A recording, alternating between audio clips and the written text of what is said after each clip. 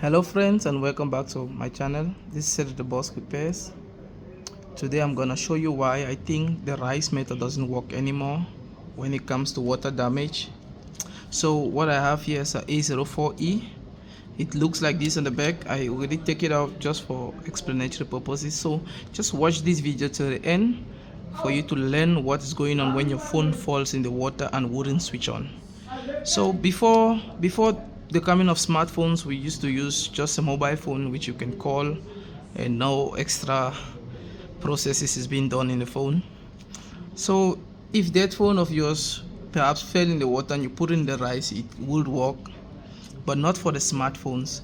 The smartphones are very complicated and they have a lot of chipsets and a lot of sensitive parts which it shouldn't get close to water. Even the water protected devices, you might notice if your phone fall in the water and it's waterproof, maybe after some times the speaker doesn't work, or maybe the mic doesn't work. I have come across a lot of phones like that, and that is why I made this video, to explain what is going on, to save someone's phone there and someone's phone out there with a lot of important informations.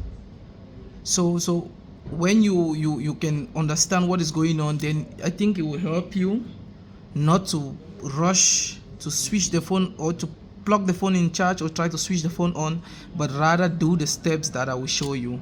So the first thing you want to make sure you want to check is, does it show you it was in the water? Because there are some traces on the board that shows you must see as a pink.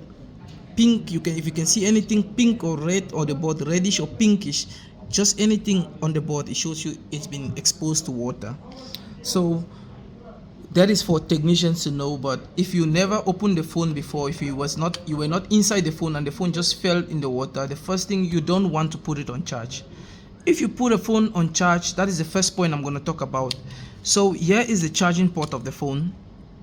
So imagine this phone, it came in, by the way, for water damage. It's fine now, and I changed the LCD because the LCD got damaged in the process. The owner didn't do the steps that I proposed. That's why I'm making this video, so maybe someone else can maybe save their phone. Because water damaged phones, I can tell you, it depends on the technician working on that phone for that phone to survive. It's a very easy job, but if the technician doesn't have the proper tools and the proper skill set to do that, then the phone won't work again properly. So you don't want to put your phone into the charge. You don't want to plug the charger yet if the phone fell in the water. The first thing you want to do is you want to open the back of the phone. You want to take the phone apart, and like this one, you want to take the phone apart and you want to see the inside of the phone. Now inside the phone you have two main boards. You have the main board and the charging board. So some phones like this is a A04E. I just said it, this is this phone, A04E. They charge through the LCD. If you see, the LCD is being plugged here under and at the top.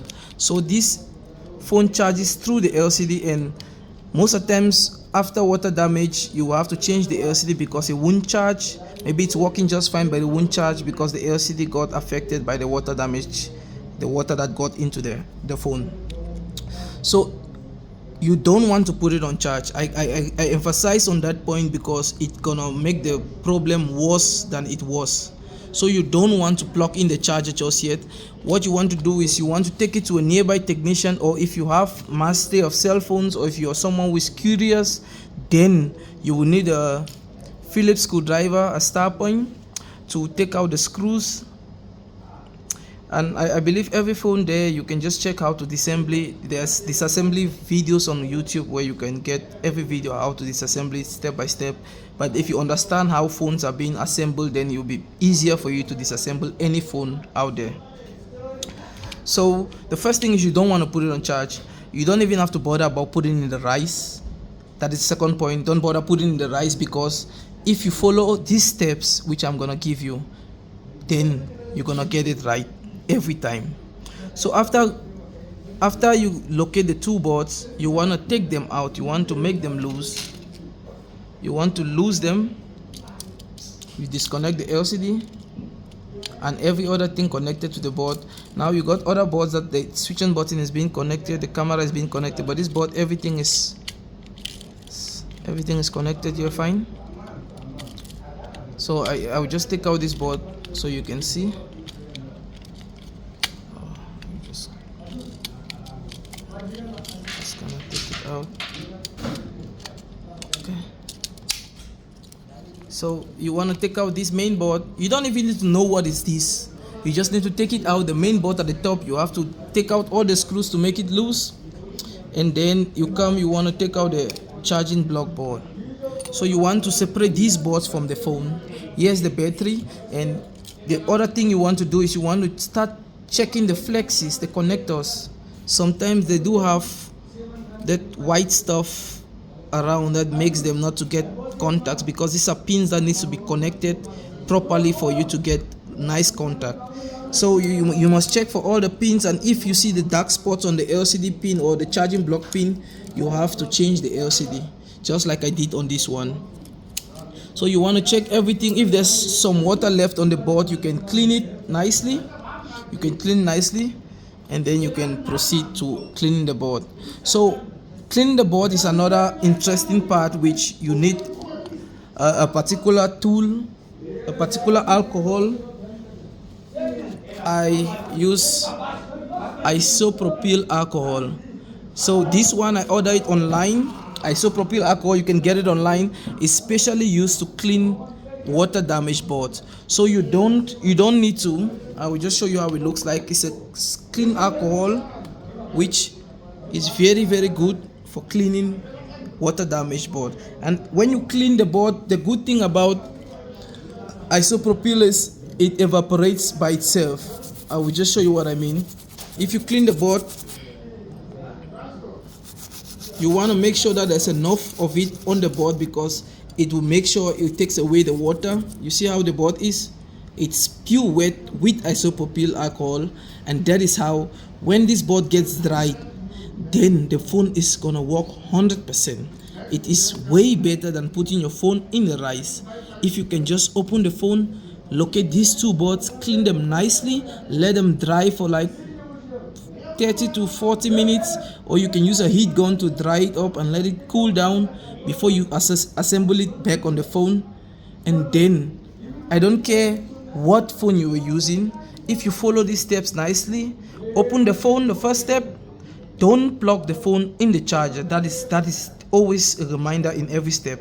Don't plug the phone in the charge till the phone is clean with isopropyl. You don't have to plug the phone in the charger, or you're gonna be the one killing your own phone. So after you take out the boards, you clean the boards, you reassemble you wait for the boards to get dry, or you dry it up with hot air. You give it some time for the board to cool down to normal temperatures. You connect the board back to the phone. I promise you, every time your phone is gonna work again. Your phone is gonna switch on. If you can just slow down and follow these steps that I give you, your phone will work again, and all your documents and all your files that are saved on your phone, you'll be able to get it again. So I hope this video helps someone out there who has been struggling, who has been taking chances on fixing water damages, because I get a lot of phones that come here to us from other technician shops that they don't get it right, and their phone is, unfortunately, it must go to cheap level repair, which was unnecessary in the first place, and that is a lot of money, and very few people can get it right.